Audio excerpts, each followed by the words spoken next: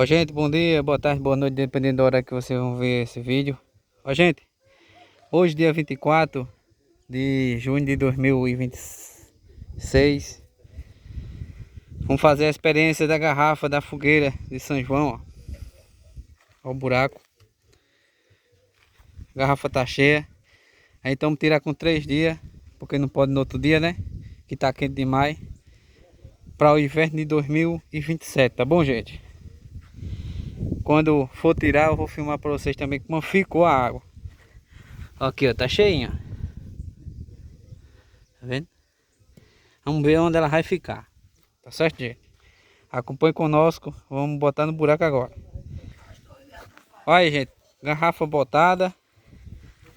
A riba do chão, ó. Tá vendo? Tem que ficar assim. Agora vamos enterrar. Vamos enterrar a garrafa. A gente só tira agora daqui a 2 dias. Viu, gente? Lá vai. Lá vai barro.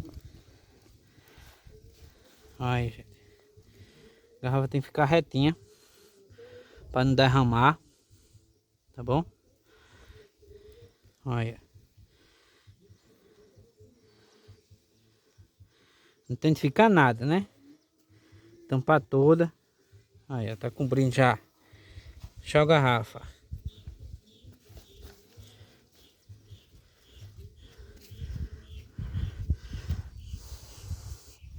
Tô só com a mão aqui, gente, gravando.